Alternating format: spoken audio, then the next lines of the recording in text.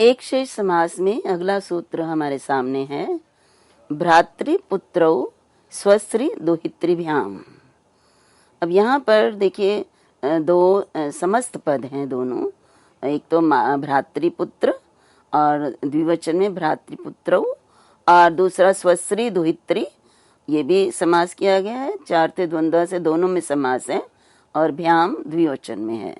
तो यहाँ पे देखिए सूत्र का अर्थ है कि स्वस्त्री और दुहित्री, स्वस्त्री बहन को कहते हैं स्वसा, और दुहिता पुत्री को कहते हैं। तो स्वस्त्री और दुहित्री शब्दों के साथ यदि भ्रातृ और पुत्र इन दोनों, इनके साथ इनका प्रयोग हो तो क्या हो जाता है, इसमें भी भ्राता और पुत्र ये दोनों शेष रह जाते हैं। यहाँ पर भी देखिए बहन और बेटी, इधर से भाई और पुत्र, तो पुरुषवाचक भ्रातृ और पुत्र जो हैं ये तो शेष रह जाते हैं, और स्वस्त्री और दुहित्री ये बेटी और बहन और बेटी के वाचक जो हैं इनका लोप हो जाता है। तो यहाँ पर देखिए पहली बात तो हमें ये देखना पड़ेगा कि स्वस्त्री के साथ क्या होना चाहिए और दुहित्री के साथ। तो इसका निर्णय हम यथा संख्य मुनदेश समानाम सूत्र के द्वारा करते हैं, जो संधि प्रकरण का सूत्र है। उसके अनुसार यदि स्थानीय और आदेश की संख्याएं समान होती हैं तो फिर जो हम उस क्रम से उनको लेते हैं, जैसे स्वस्त्री के साथ भ्रातृ और दुहित्री के साथ पुत्र, ये दोनों हैं तो यथा संख्य हैं, इन्हीं का प्रयोग होगा। तो जैसे अब आपके सामने उदाहरण है, भ्रातारौ, ये समास समस्त पद यदि हमारे पास है तो भ्रातारौ का जो अगर विग्रह करेंगे तो ये विग्रह होगा भ्राता च स्वसा च। भ्रातृ शब्द के प्रथमा विभक्ति एक वचन में भ्राता रूप बनता है, स्वस्त्री शब्द का प्रथमा एक वचन में स्वसा रूप बनता है। तो इसलिए जब हम लौकिक विग्रह करते हैं तो हम भ्राता और स्वसा यही प्रयोग करते हैं। तो भ्राता च स्वसा च ये लौकिक विग्रह। जब अलौकिक विग्रह किया तो भ्रातृसु और स्वस्त्री सु, ये हमारे पास प्रयोग होता है। तो समास करने चार थे द्वंद्व से हमने द्वंद्व समास किया, इतरेतर योग द्वंद्व। समास करने के बाद हमारे पास जो स्थिति होती है वह भ्रातृ स्वस्त्री। अब यहाँ पर हमारे पास सूत्र है कि भ्रातृपुत्रो स्वस्त्री दुहितृभ्याम। तो स्वस्त्री के साथ भ्रातृ का प्रयोग किया जाए तो क्या भ्रातृ शेष रहता है। तो यहाँ पे भ्रातृ शेष रहेगा, स्वस्त्री का लोप हो जाएगा, तो हमारे पास भ्रातृ यही रूप बचेगा। जब हम समास कर लेंगे, समास करने के उपरांत ये हमारे पास भ्रातृ रूप बनेगा। और भ्रातृ औ, क्योंकि दोनों के लिए प्रयुक्त हो रहा है भ्रातृ शब्द, स्वसा के लिए भी प्रयुक्त हो रहा है, बहन के लिए भी, तो इसलिए द्विवचन में औ होकर तो भ्रातृ शब्द के प्रथमा विभक्ति द्विवचन में भ्रातारौ ये रूप निष्पन्न होता है। इसी प्रकार से देखिए फिर है दुहित्री और पुत्र। तो पुत्रश्च दुहिता च। अब दुहिता के साथ पुत्र शब्द का प्रयोग हुआ, योग हुआ है, दोनों में द्वंद्व समास हुआ है। और द्वंद्व समास होने के बाद जैसे पुत्र सु दुहित्री सु, इनको जब हम समास करते हैं तो हमारे पास पुत्र दुहित्री ये स्थिति होती है। और उसके बाद यहाँ पे देखिए प्रस्तुत सूत्र के द्वारा दुहित्री के साथ पुत्र का प्रयोग होने के कारण पुत्र शेष रहता है, और फिर वो दुहित्री को भी का भी वाचक होता है, तो द्विवचन लगाकर पुत्रौ प्रयोग किया जाता है। तो देखिए इसको हम इसीलिए द्वंद्व समास का या समास का अपवाद कह रहे हैं, क्योंकि जब हमने समास किया द्वंद्व समास, तो द्वंद्व समास में तो हमें पुत्र दुहिता दोनों ही रखने हैं, परंतु ये जो एक शेष है ये अपवाद के रूप में है कि दोनों में से एक ही, और वो पुत्र शब्द शेष रहता है। तो ये इस प्रकार से यहाँ पर पुत्रौ रूप जो है वो दुहित्री और पुत्र दोनों के लिए प्रयुक्त होता है। अब अगला सूत्र, ये पूर्व में भी जब मैं द्वंद्व समास का आपके साथ वर्णन कर रही थी तो उसमें ये सूत्र मैंने प्रसंगवश आपके सामने रखा भी था। पुनः ये सूत्र एक शेष प्रकरण का है और ये सूत्र है पिता मात्रा। तो मात्रा, माता के साथ, मातृ शब्द के साथ यदि हम पितृ शब्द का प्रयोग करते हैं तो क्या होता है, पितृ शेष रहता है। अब जैसे अब मातृ पितृ में जो हमने समास किया माता च पिता च, जब हम दोनों में समास करते हैं द्वंद्व समास, और द्वंद्व समास करने के बाद विभक्ति इत्यादि लोप करके हम मातृ पितृ, हमारे पास ये स्थिति होती है। तो मातृ पितृ का करने के बाद यहाँ पर क्योंकि ये पिता मात्रा विकल्प से एक शेष करता है, ये सूत्र विकल्प से एक शेष करता है, अर्थात हम एक शेष रखते भी हैं और एक शेष नहीं भी करते।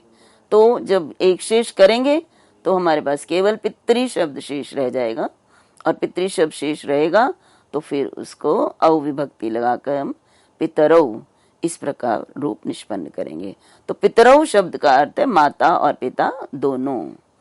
और हम एक शेष नहीं करते हैं तो हम माता पितरौ भी बनाते हैं। ये रूप हम पूर्व में द्वंद्व समास में इस रूप को हम सिद्ध कर चुके हैं।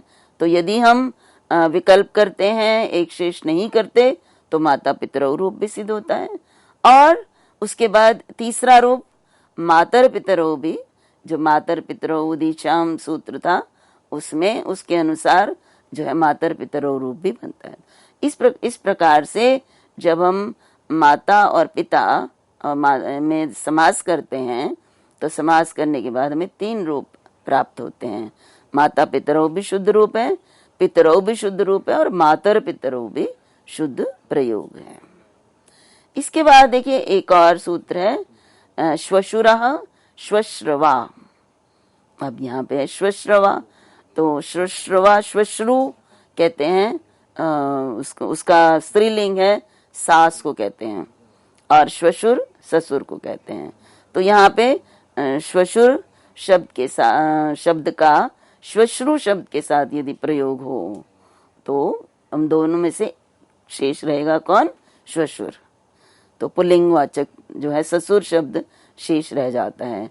तो जैसे में अगर हम समास करते हैं तो समास करने के का जो है यह श्वश्रुश्च श्वशुरश्च, तो सास और ससुर। यद्यपि यहाँ पर पूर्व में प्रयोग श्वश्रु का है और बाद में श्वशुर का है, लेकिन क्योंकि एक शेष सूत्र के अनुसार इस हम श्वशुर को ही रख लेंगे और श्वश्रु का जो है वो लोप कर देंगे, तो श्वशुर शेष रहता है। और फिर उसको द्विवचन में प्रयोग करते हैं तो श्वशुरौ। तो श्वशुरौ तो मतलब सास और ससुर दोनों, और विकल्प से है तो इसलिए हम श्वश्रु श्वशुरौ रूप भी प्रयुक्त करते हैं। तो इस प्रकार से मैंने आपके सामने कुछ ऐसे सूत्र रखे जो एक शेष के प्रमुख सूत्र हैं। वास्तव में एक शेष विधायक और भी सूत्र हैं, परंतु मुख्य रूप से ये इन सूत्रों के द्वारा हम एक शेष करते हैं, और अन्य भी हैं, लेकिन इन्हीं के आधार पे अन्य सूत्रों को भी समझा जा सकता है। अब एक और समास है जो समासों से संबंधित है, इसलिए इनका वर्णन करना आवश्यक हो जाता है। अलुक समास, ये एक नया और समास से संबंधित जो विषय है। वास्तव में ये समासों के अंतर्गत नहीं आते, एक शेष या अलुक इनको अलग से समास के अंतर्गत नहीं लिया जाता, लेकिन समास में इनकी आवश्यकता होती है, इनका प्रयोग किया जाता है, इसलिए इनका पृथक विवेचन किया गया है और इनके सूत्रों को अलग किया गया है। अलुक का अर्थ अलुक ना लुक, अर्थात लुक ना होना। अब किसका लुक ना होना? देखिए, हमने समास आरंभ जब किया था तो हमने समास करते हुए कहा था कि हम कृत तद्धित समासार्थ से समास करने के बाद उसकी प्रातिपदिक संज्ञा करते हैं, समस्त पद जो बन जाता है, और प्रातिपदिक संज्ञा करने के बाद हम सुपो धातु प्रातिपदिकयोः इस सूत्र का तुरंत प्रयोग करते हैं। किसी भी समास में ले लीजिए, अव्ययी भाव, तत्पुरुष, बहुव्रीहि, द्वंद्व, सभी समासों में जो विभक्तियां हैं जो अलग अलग पदों को लगी जाती हैं, उनका लुक हो जाता है, ये एक सामान्य नियम है। परंतु अब जो हम कुछ नियम, कुछ सूत्र आपके सामने रख रहे हैं, उन सूत्रों के अनुसार हम उनकी जो किसी एक जो विभक्ति है उसका लुक नहीं करते हैं। तो कहाँ लुक नहीं करना है, कहाँ किया जाना है, ये जानना भी अत्यंत अनिवार्य है। अब जैसे तो इसलिए सबसे पहला जो सूत्र है अलुक उत्तर पदे, अर्थात यदि उत्तर पद परे रहता है तो अलुक होता है। ये एक अधिकार सूत्र है। ऐसा नहीं है कि इसका अर्थ है कि कहीं भी उत्तर पद परे हो तो पूर्व पद की विभक्ति का लुक नहीं होता, परंतु ये अधिकार सूत्र है। और इसमें जो अलुक है ये छठे अध्याय का जो तीसरा पाद का पहला ये सूत्र है। तो आनंग ऋतो द्वंद्वे सूत्र तक इसका अधिकार चलता है। आनंग ऋतो द्वंद्वे सूत्र छठे अध्याय के तीसरे पाद का 24वां सूत्र है। तो यहाँ पे अंदर के जो 22 सूत्र हैं उन सब में इस अलुक का अधिकार चलता है। और उत्तर पदे का अधिकार तो छठे अध्याय के समाप्ति, तीसरे पाद की समाप्ति तक चलता है। तो यहाँ पे अब हम तो ये अधिकार सूत्र है। तो अब आगे जितने भी हम सूत्र करेंगे वो अलुक से संबंधित है, लुक विभक्ति लुक नहीं होगा। तो कहाँ कहाँ समास करने के बाद सुपो धातु प्रातिपदिक सूत्र से प्राप्त होने वाले विभक्ति का लोप नहीं होगा, ये हम एक एक करके आपके सामने प्रस्तुत करेंगे। तो इसमें जो सबसे पहला सूत्र है वो है पंचम्या स्तोक आदिभ्य। अब यह है स्तोक आदिभ्य, स्तोक आदि के अंतर्गत आने वाले जो शब्द हैं उनके बाद पंचमी विभक्ति यदि प्रयुक्त होती है तो उस पंचमी विभक्ति का लोप नहीं होता, वो वहीं रहती है। तो मैं आपके सामने उदाहरण के द्वारा समझाना चाहूंगी कि जैसे उदाहरण है स्तोकान मुक्ता। तो स्तोकान मुक्ता ये समस्त पद है, और जब हम इसका विग्रह करते हैं तो स्तोकात मुक्ता।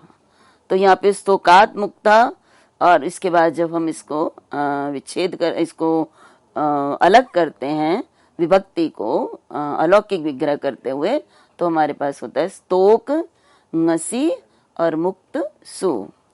तो यहाँ पर हम दोनों में जब हम समास करते हैं तो समास करने के बाद हमारे पास ngसी और सु इन दोनों के लोप की प्राप्ति होती है। देखिए समास करने के लिए भी हम सूत्र को पुनः आपके सामने स्मृति पटल पर लाना चाहूंगी। स्तोकांतिक दूरार्थ कृच्छानी तेन, स्तोकांतिक दूरार्थ कृच्छानी तेन। तो त प्रत्ययांत मुक्त है और स्तोक शब्द है, तो इनका समास इस सूत्र से तत्पुरुष समास होगा। और तत्पुरुष समास करने के बाद जैसा कि मैंने बताया स्तोक ngसी मुक्त सु, इनमें जब समास करते हैं तो फिर प्रातिपदिक संज्ञा हो जाती है कृत तद्धित समासाश्रय से, और प्रातिपदिक संज्ञा करते ही हम सुपो धातु प्रातिपदिक से दोनों की विभक्तियों का लोप करते हैं। तो यहाँ पे ngसी और सु दोनों विभक्तियों का लोप प्राप्त हो रहा है, परंतु जो अब मैंने अभी आपके सामने सूत्र प्रस्तुत किया उस सूत्र के अनुसार स्तोक आदि के बाद यदि पंचमी विभक्ति का प्रयोग होता है तो उस पंचमी विभक्ति का लोप नहीं होगा। तो नहीं होगा तो फिर स्तोकात, पंचमी विभक्ति में जो शब्द प्रयोग होगा वो वापस स्तोकात हो जाएगा, लेकिन मुक्त सु के सु का लोप हो जाएगा। तो ngसी का नहीं होगा, ngसी फिर जुड़ जाएगा तो स्तोकात ही रहेगा। तो हमारे पास स्थिति होती है स्तोकात मुक्ता, और यरो अनुनासिके, अनुनासिको वा सूत्र द्वारा त के स्थान पर न होता है तो हमारे पास क्या हो जाएगा स्तोकान मुक्ता। तो ये अलुक समास का एक उदाहरण है हमारे सामने। और जब भी हम इस प्रकार से स्तोक आदि, स्तोकांतिक, दूरार्थ और कृच्छ, दूर अर्थ वाले और कृच्छ शब्दों के बाद पंचमी विभक्ति लगाकर यदि समास किया गया हो तो उस विभक्ति को हम हटाएंगे नहीं, उस विभक्ति लगी रहेगी। अब एक और देखिए बहुत ही आकर्षक या महत्वपूर्ण हमारे सामने सूत्र है मनसा संज्ञायाम। तो मनसा मनस के बाद यदि तृतीया विभक्ति आती है तो उसका लुक नहीं होगा संज्ञायाम, संज्ञा अर्थ में। संज्ञा अर्थ में जब किसी का नाम के रूप में हो, तो देखिए जैसे आपके सामने उदाहरण है मनसा गुप्ता। देखिए दो आपके सामने शब्द हैं, एक मनसा अलग गुप्ता अलग, एक मनसा गुप्ता एक साथ हैं। तो यहाँ पे देखिए मनसा गुप्ता यदि किसी का नाम है, किसी स्त्री विशेष का नाम है मनसा गुप्ता, तो उसके नाम का जब हम विग्रह करते हैं, उसको अलग करते हैं, तो वो नाम का होता है मनसा गुप्ता अलग से। मनसा मन से जो गुप्त हो, उसको हमें नाम के रूप में जब देखते हैं तो मनसा गुप्ता, ये संज्ञा के रूप में प्रयुक्त होता है। तो यहाँ पे जब मैं मनसा गुप्ता का विग्रह करती हूँ तो मनसा और गुप्ता ये लौकिक विग्रह है, और मनसा मनस शब्द से तृतीय विभक्ति एक वचन लगी है टा, मन के द्वारा, मन से, और गुप्ता तो गुप्ता और सु, ये यहाँ पे ये हो जाएगा दोनों का विग्रह। अब विग्रह करने के बाद जब हमने इसको विभक्ति लोप की बात आती है तो टा का और सु का लोप प्राप्त होता है, परंतु यहाँ पे और ये भी देखना है कि यहाँ पे संज्ञायाम है।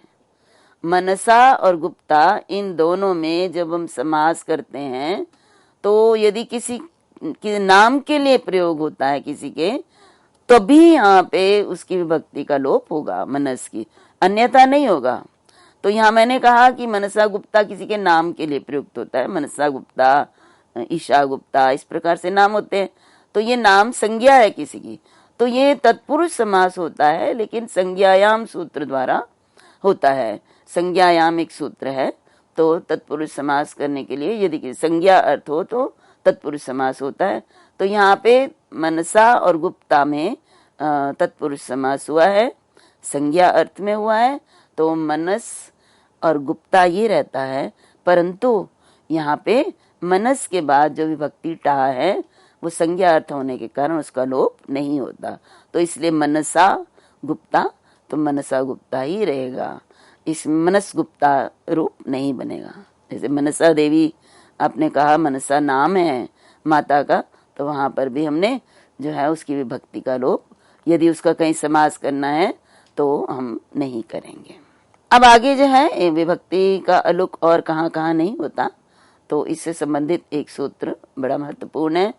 आत्मनश्च, आत्मनश्च अर्थात जो आत्मन है, आत्मन शब्द के बाद जो चतुर्थी विभक्ति लगती है उसका तृतीया विभक्ति, यहाँ तृतीया विभक्ति से संबंधित पूर्व भी सूत्र था, ये भी उसी संदर्भ में उसी कड़ी में अगला सूत्र है और च के प्रयोग से ये प्राप्त हो रहा है। तो आत्मनश्च अर्थात आत्मन के बाद यदि विभक्ति तृतीया लगी हुई है तो उसका भी लुक नहीं होगा। और वार्तिककार ने स्पष्ट किया है कि किस स्थिति में नहीं होगा, पूर्ण इति वक्तव्यम, अर्थात पूर्ण संज्ञावाचक यदि शब्द उत्तर पद हो। तो देखिए ये ध्यान रखिएगा कि लुक तभी होगा, अलुक तभी होता है जब उत्तर पद होता है, और उत्तर पद जब होता है तो समास किया जाता है। तो यहाँ पर कहा कि आत्मन से तृतीया विभक्ति का लुक नहीं होगा, लेकिन कब नहीं होगा, उत्तर पद होना चाहिए, परंतु यह उत्तर पद के लिए वार्तिककार कहते हैं कि उत्तर पद पूर्ण संख्या से युक्त होना चाहिए। तो पूर्ण संख्या मतलब गिनती वाली जो संख्याएं होती हैं पूरक, मैं उदाहरण के द्वारा आपके स्पष्ट करूंगी। जैसे उदाहरण है आत्मना पंचमा, आत्मना पंचमा। अब जब हम इसको विग्रह करते हैं तो देखिए ये एक समस्त पद है, तो आत्मना और पंचमा ये लौकिक विग्रह हो जाता है, दोनों अलग अलग हो जाते हैं। और जब विग्रह कर इसको हम अलौकिक विग्रह करते हैं तो आत्मन शब्द से टा और पंचम शब्द से सु। तो यहाँ आत्मन के साथ तृतीया विभक्ति है और उत्तर पद है हमारे पास पंचम सु, क्योंकि हमने इनका आत्मना पंचमा में इनको समास कर दिया।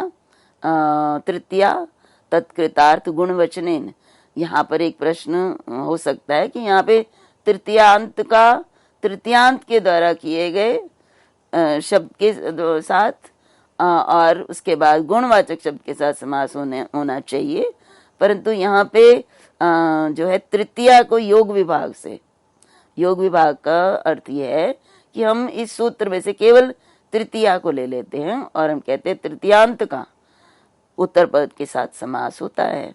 तो इस प्रकार से जब हम इसका सूत्र का अर्थ लेते हैं तो यहाँ पे तृतीयांत आत्मन टा और पंचम सु दोनों में समास हो जाता है।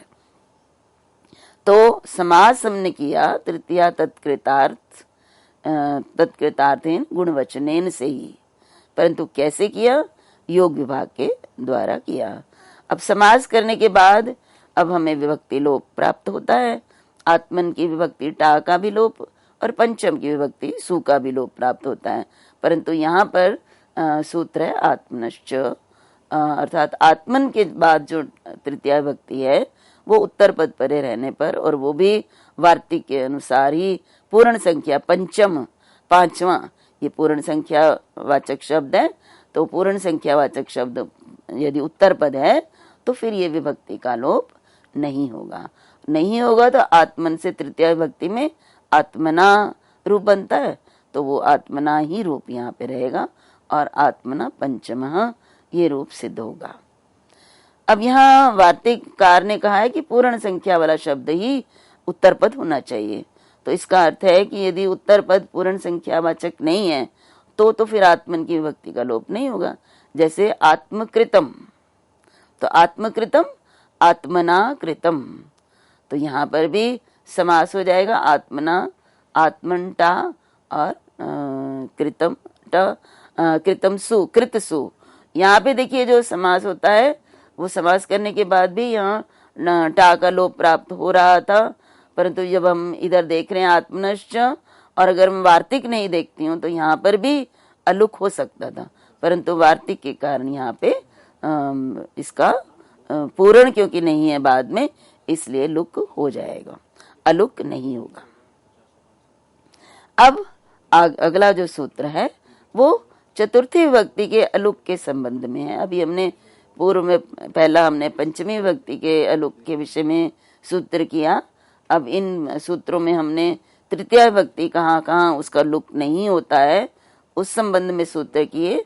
अब जो सूत्र मेरे सामने है वो है चतुर्थी विभक्ति का लुक कहाँ नहीं होता। तो देखिए वह है वैयाकरण आख्यायाम चतुर्थ्या, तो इस सूत्र का अर्थ है वैयाकरण। देखिए व्याकरण और वैयाकरण, व्याकरण शास्त्र है और वैयाकरण जो उस शास्त्र के ज्ञाता हैं उनको वैयाकरण कहते हैं। जो व्याकरण का अध्ययन करने वाले होते हैं उन्हें वैयाकरण, या जो व्याकरण की ज्ञान जिनको होता है वो वैयाकरण कहलाते हैं। तो वैयाकरण आख्यायाम अर्थात वैयाकरणों के द्वारा जो नाम दिया गया है, तो वैयाकरणों के द्वारा दिए गए नाम में उसके वाचक शब्दों से चतुर्थी विभक्ति यदि लगी है तो उसको क्या हो जाएगा, लोप नहीं होगा। अब जैसे आपको मैं उदाहरण से स्पष्ट करती हूँ, जैसे आत्मनेपदम, ये देखिए आत्मनेपद परस्मैपद, हम प्रयोग जो है देखते हैं कि आत्मनेपद के प्रत्यय कब लगते हैं, धातुओं से परस्मैपद के प्रत्यय कब लगते हैं, तो ये एक अलग से विवेचन है। परंतु आत्मनेपद वैयाकरणों की संख्या, व्याकरण में ही तो आत्मनेपद परस्मैपद है और वैयाकरणों ने ही दिया है इस संज्ञा को, तो इसलिए वैयाकरणों की संज्ञा होने के कारण आत्मनेपद, तो आत्मने में आत्मने और पदम ये लौकिक विग्रह होगा इसका, और आत्मन ञे चतुर्थी है और पद सु, तो यहाँ पर भी देखिए चतुर्थी अंत का समास होता है यहाँ पे। तो समास करने के बाद अब जो ये इससे समस्त पद बनता है वो वैयाकरणों के द्वारा दिया गया नाम है, तो इसलिए इसकी विभक्ति का लोप जो है आत्मन के साथ जो चतुर्थी विभक्ति है उसका लोप नहीं होगा, और विभक्ति का लोप नहीं होगा तो फिर आपका आत्मने जो चतुर्थ्यंत रूप है आत्मन का चतुर्थी लगाकर वो आत्मने बनता है। तो आत्मने पदम ये रूप निष्पन्न होता है। इसी प्रकार से आत्मने भाषा, तो आत्मने भाषा ये भी आत्मने पदम के समान ही व्याकरण का एक शब्द है। व्याकरणों ने ये एक संज्ञा दी है, तो यहाँ पर भी विभक्ति का लोप नहीं होगा। और इसी प्रकार से यहाँ जैसे आत्मने पद निष्पन्न हुआ है, जो कि भाषा में व्याकरण में बहुत प्रयुक्त होता है, ऐसे ही परस्मय पद का भी प्रयोग होता है। तो परस्मयी के लिए भी परस्मयी और पदम ये विग्रह जब करते हैं तो यहाँ देखिए सूत्र है परस्य च, और यदि व्याकरणों के द्वारा नाम दिया गया है और उस अर्थ में प्रयोग होता है तो पर के बाद, पर शब्द के बाद चतुर्थी विभक्ति हो तो उसका लोप नहीं होगा। तो जैसे पर से चतुर्थी है ङे और पद से सु, ये विग्रह समास का। तो यहाँ पे जो इनसे मिलाकर जो शब्द बन रहा है परस्मय पद, ये व्याकरणों की एक संज्ञा है, नाम है, इसलिए पर से जो चतुर्थी विभक्ति है उसका लोप नहीं होगा। और विभक्ति लगने के, पर शब्द से विभक्ति लगने के बाद जैसे सर्वस्मयी रूप बनता है वैसे ही परस्मयी रूप भी बनता है। तो इसी प्रकार से परस्मयी पदम और परस्मयी भाषा। तो इस प्रकार से ये अलुक समास के कुछ उदाहरण मैंने आपके सामने प्रस्तुत किए। अगला जो है व्याख्यान, उसमें मैं कुछ अन्य सूत्रों को आपके सामने प्रस्तुत करूंगी। तब तक के लिए सबको मेरा नमस्कार, सभी को धन्यवाद।